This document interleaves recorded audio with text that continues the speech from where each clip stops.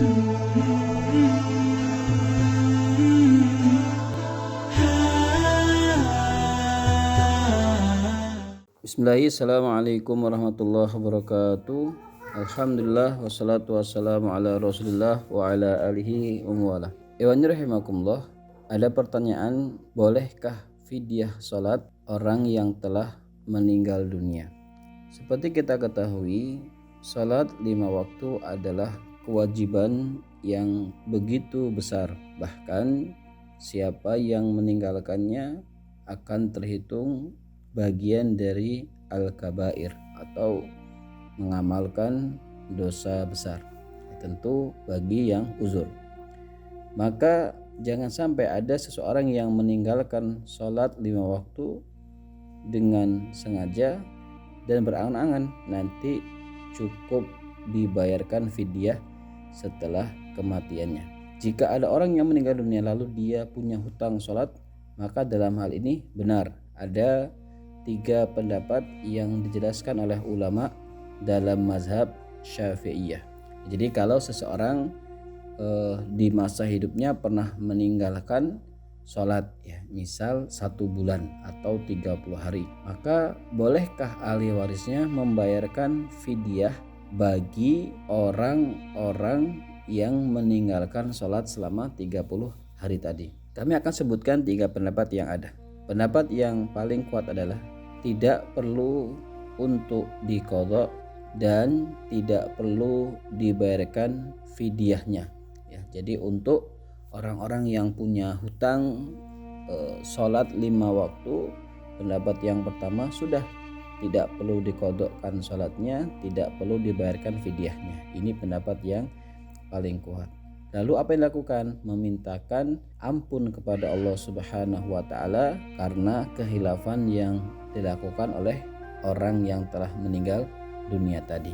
Kemudian pendapat yang kedua, dibayarkan ya fidyahnya setiap 1 sholat. Ya, saya ulangi, setiap 1 sholat dibayar sebanyak 1 mud, ya, atau 6,7 on. Sebaiknya dibulatkan menjadi 700 gram atau 7 on. Kepada siapa diberikan? Diberikan kepada para fakir miskin. Jadi pendapat yang kedua, ya, selama 30 hari berarti dibulatkan dikali 7 on atau 700 gram, berarti 21 kilo, ya, diberikan kepada fakir miskin sebagai bentuk fidyah atau tebusan karena orang yang meninggal tadi telah meninggalkan sholat wajib selama 30 hari. Itu pendapat yang kedua. Kemudian pendapat yang ketiga, ya, yakni diqadhakan atau dibayarkan sholat, ya, oleh ahli warisnya. Dari semua pendapat ini, ya, yakni tidak perlu qadha dan tidak perlu fidyah. Pendapat yang kedua bayar fidyah saja. Pendapat yang ketiga diqadha saja.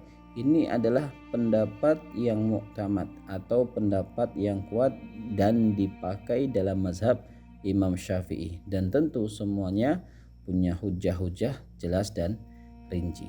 Demikian wallahu a'lam bishawab. Kami nukil dari buku Buya Yahya menjawab pada jilid yang pertama di halaman 190.